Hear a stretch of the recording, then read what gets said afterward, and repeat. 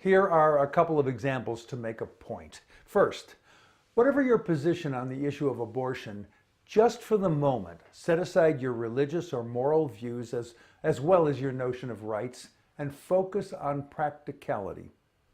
Regardless of public memory, a lot of abortions really did occur prior to the 1973 Supreme Court decision in Roe v. Wade. For wealthy women, abortions might have been quietly performed in the examination rooms of their OB-GYNs. For others, that option wasn't available, so abortions often were done in a filthy office or back alley by untrained brutes. Many women suffered greatly from complications like severe infections and even loss of fertility. Some bled to death. When Roe was decided, abortions came out of those filthy offices and back alleys and moved to safe medical facilities. A lot fewer women experienced complications and far fewer died.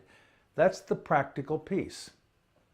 It's easy to wag fingers about abortions if you don't have a memory of how bad it was before Roe, which is not to say that all who oppose abortion are unjustified. Rather, it's to say that if Roe is overturned, as is de facto incrementally happening, there will be a huge uptick in the use of filthy offices and back alleys.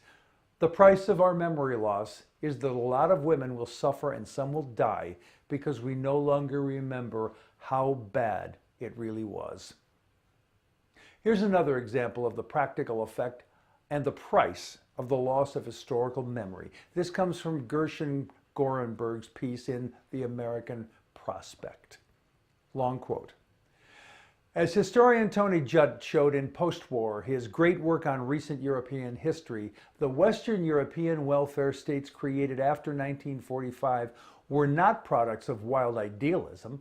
They were the insecure child of anxiety. People understood that the political extremism of the 1930s was born directly of the economic depression and its social costs.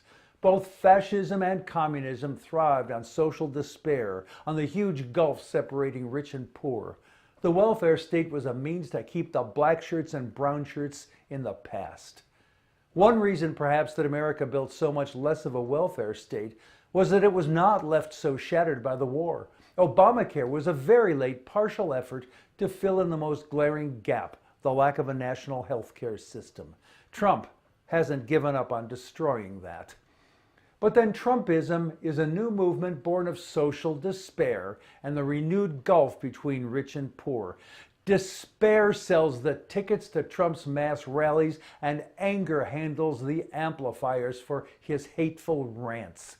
How is it that a large minority of Americans could vote for this man, or that a majority of Britons could have voted to leave the European Union, or that the new authoritarianism is rising in European countries wounded so deeply 7 and 8 decades ago by the old authoritarianism? I won't argue that there's just one reason, but I suggest that a major contributing reason is that 8 decades or 9 is the span of a human life.